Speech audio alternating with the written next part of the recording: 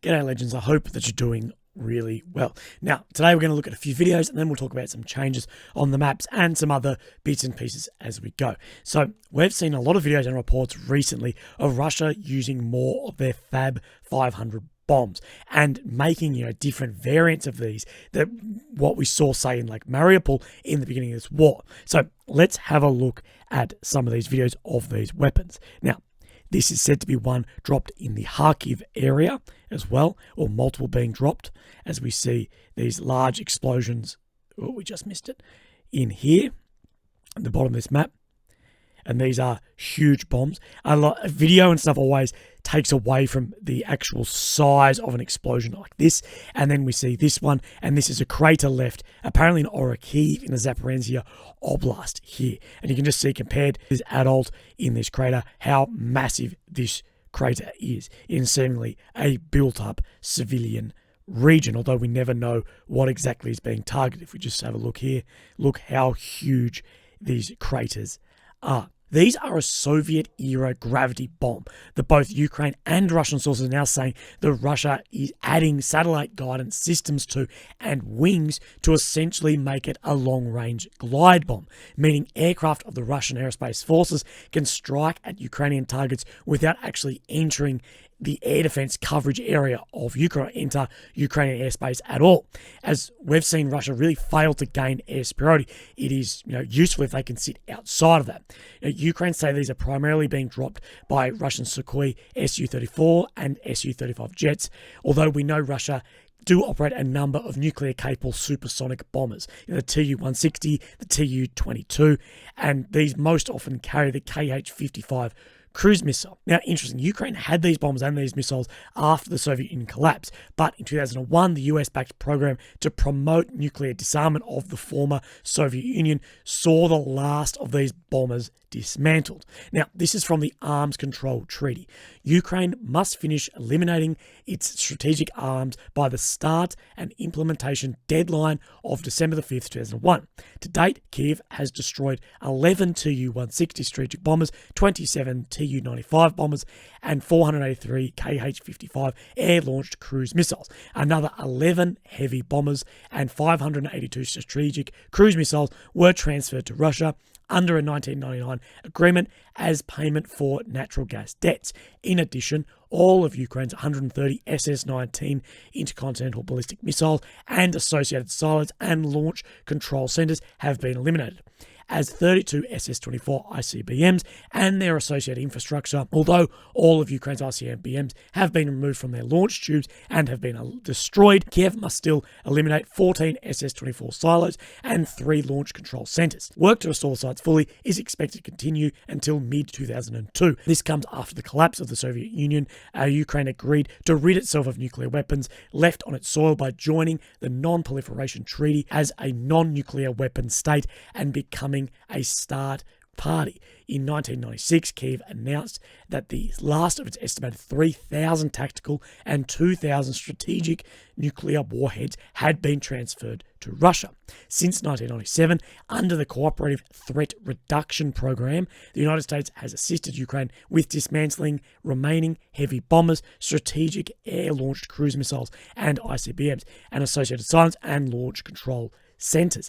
The CTR program will also help Ukraine eliminate its Tu-22M bombers, Tu-134 combat trainers, and Kh-22 air-launched cruise missiles. According to Defense Threat Reduction Agency spokesman Bob Bennett, although these weapon systems are not covered by the START agreement, given their capabilities, the United States feels it is advantageous to assist Ukraine with their dismantlement. The CTR efforts in Ukraine are expected to be concluded by 2007. Now, this is from the 1994 trilateral statement. The Massandra Accords set the stage for the ultimately successful trilateral talks.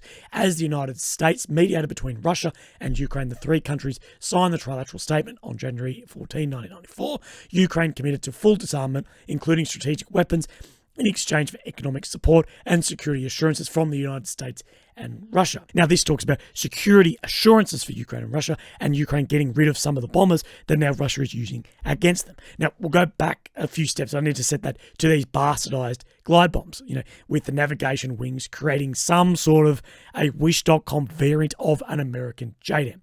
But whether this is old tech, good tech, or whatever, 500 kilograms of explosives is still fucking 500 kilograms of explosives. Now, from the blog Russian Fighter Bomber, they've written, for 4 months now, bombers, fighters, long-range aircraft have been operating with guided weapons from distances inaccessible to enemy air defense. Only aviation of musicians, meaning Wagner Group, goes purely for classic bombing with uncontrolled cast iron. Now, another big bonus of this weapon, and I think the primary reason we're seeing this come out later in the war more so, is the cost. So they're apparently costing 2 million rubles, which is 24,000 USD, compared to what we see Russia using a lot of in the beginning, the Kaliber cruise missiles, which has a 450 kilogram warhead. They have a cost of nearly 6.5 million USD, although have a range of 1,500 kilometers. They fire from mostly a Navy boat in 1,500 kilometers, max range 1,500, and can hit something where these can glide about 50 kilometers, it says. So they are a completely different weapon, but if used, can still be a massive effect and save a shitload of money, and can use Soviet era stuff, which we know Russia has a lot of Soviet era stuff and is struggling on the high tech aspect, as well as the sanctions implicating on high tech equipment and also money. According to Ukraine's Air Force spokesman Colonel Hinyat, even if a large Russian glide bombs are launched at the distance between 10 and 20 kilometers, that's still a grave danger to Ukrainian front defenses and close rear. The only realistic way to counter the threat is, in fact, combating Russian aircraft carrying the glide bombs. Now, this is currently out of reach, as these aircraft don't leave Russian airspace and are unable to be targeted by Western weapons. So what we've seen this with a lot of logistics, a lot of planes, things like this.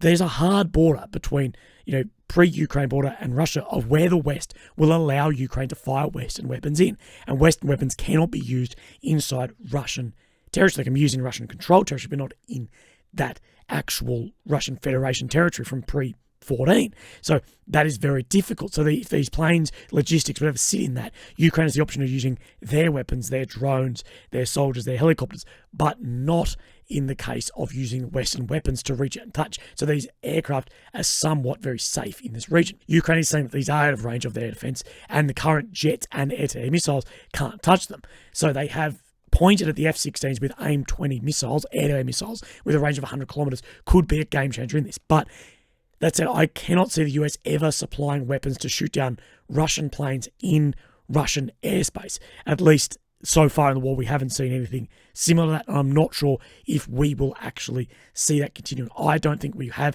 because that is a major escalation in ways. These weapons do pose a massive threat. We're also seeing more photos of American M2 Bradleys seen in the iconic Ukrainian pixel camo. And it'll be any day now when we see these starting to be used and engage in battle. Now, we also have this video here of Ukrainians in Bakhmut. And what they say is Christ has risen. Now, this was geolocated to this position here on the ISW. So inside Ukrainian held territory, but right on the front lines of where is claimed Russian control near the MiG-17 statue. So a very hot region, but we do have confirmation that that area there is controlled by Ukraine as they're there, but very, very close to where is assessed Russian control. As well in Bakhmut, we've had this video, which is said to be a large explosion on the House of Culture, and this has been geolocated to here. Now, this is saying again that this was a controlled detonation by Ukraine, as we've seen them collapsing these buildings. So as they leave the building, they must wire them up with explosives, and as Russians move in, then they collapse the building. It is unknown if any or how many Russians were in that building as it was taken down, but it is claimed to be another controlled detonation of a building, as we've seen more and more of this on the Ukrainian side. But let's have a look in Bakhmut and see if there's been any changes from yesterday to today, and we'll compare a few maps as well. So this was the map yesterday, excuse my head. So if we take this road that's running through here, which is this road here, we do see that Russia has had assessed control up to this road just on the eastern side, but beyond that road to where it was claimed the day before. So the actual claimed, and the claimed hasn't really changed in this region, but the assessed has. It's now assessed that Russia has moved up there. So it is still very similar in that region. What we're going to do too is just compare another two maps as well. So we're going to look at the 17th of April from Warmapper and the 18th of April. So the 18th of April is on the right and the 17th is on the left. And what changes can we really see? So really what we've seen is in the north, Russia make a bit of ground on the 18th. In here, this is the reservoir. This is the reservoir where it was said only, say, halfway up the reservoir. Now they're, 2/3, 3/4 through where that reservoir is and looping around. But as far as up onto the train line, Warmapper is not showing much difference at all, neither in the south. So Deep State hasn't updated today, but what we're going to do, just because Deep State has a satellite image version, and we're going to compare this to one of the Russian sources maps as well, which is showing that Russia has made a fair bit more ground than Deep State or ISW is showing. So this is the reservoir here. This is the reservoir here. You can see these two red sort of sheds, I guess, at the train line. Now, what it is saying is that this road, we said on the 45-degree angle to the northeast, that Russia is down this road right out to these sheds here. So they're saying they are right down along to here, crossing this main road and pushing out at these other sheds here. You can see this shed, and more down along this region. Now, of course, this is a Russian variant map and probably has a lot of indifferences in it. Same as the Western maps, everything has a narrative, but it is interesting to look at that this is showing significantly more ground taken. Now, if we look at this compared to, say, this Western sources map here, what is this showing here? So this is from NOAA reports. It was very Ukrainian based as well. But these maps are very difficult to compare to them. But down this black dot, this is where the train line is. This is the train line here. So what we're just going to have a look at is off the train line, there's a split, a V in the road. So this road bends out into this V, bends out into the V. So it's talking here. And this is along here. This green area, I believe, is where these buildings here are. So it is saying more that this road here, that the Russians are up to here. That is what the Russian sources map is saying, and then loops out here. So it's saying a fair bit more ground. But I think it is always interesting to have a look at these. Now, the British MOD has released an intelligence update for the 17th, talking about mines, and we'll talk a little bit about mines too. So, mine-related civilian casualties continue to be reported daily in Ukraine. The most affected areas are Kherson and Kharkiv Oblast, areas Russia has previously occupied. With the arrival of spring and more people involved in agricultural activities, the risk of civilian mine incidents will increase. Over 750 mine-related casualties among civilians have been reported since the start of the invasion. 1 in 8 has involved a child. It will likely take at least a decade to clear Ukraine of mines. Now, it doesn't say if these are Russian mines, Ukrainian mines, but it does say that they were in regions that Russia did occupy. We know both Russia and Ukraine do use a lot of mines, and that Ukraine has gone against their mine treaty at that time, and they have been using the PFM-1 pedal mine scattered randomly by artillery as well. Ukraine did become a state party to the mine ban treaty in 2006, but still has stockpiles of said millions of these mines. Now, Russia also has these mines, but it has not yet joined the treaty. But it is still bound by humanitarian law, which outlaws deliberate attacks on civilian populations with no military objective. Now, we have seen mines used everywhere, both Russian and Ukrainian mines, and I dare say some of these are from Ukrainian mines as well. I have a friend that is digging up mines, and he said, look, we dig up mines and we don't know who the hell laid them, but landmines are absolutely shocking. Mines in the ground can last literally a century, and they're saying it could take over a decade to clear. Mines are an area denial weapon. So this means you just can't go in the area, whether it's for producing food, whether it's a school, whether it's a town. It denies not only the enemy, it denies just everyone of that. And this is why so many kids step on them. This is why civilians step on them, soldiers step on them. They're absolutely shocking. And a lot of mines are not made to kill, they're made to maim. Because if you kill someone, well, that takes us out of the battle. If you maim someone, you blow their leg off, well, they're going to need 4 people to carry a stretcher. They're going to need medical assistance. It dries up those resources from the country. So it is better, if you want to use that word, to maim someone rather than kill them. When I was in Kharkiv and there was lots of mines in the fields, there was farmers talking about their cattle were stepping on a heap of mines, killing cattle, but they also then, that's a food source that's being limited. So mines are just so fucking savage. Just as I was making this video, there was another intel update saying heavy fighting has continued along the Donbass front line. However, there is a realistic possibility that Russia has reduced troop numbers and is decreasing offensive action around Donetsk city, most likely to divert resources towards the Bakhmut sector.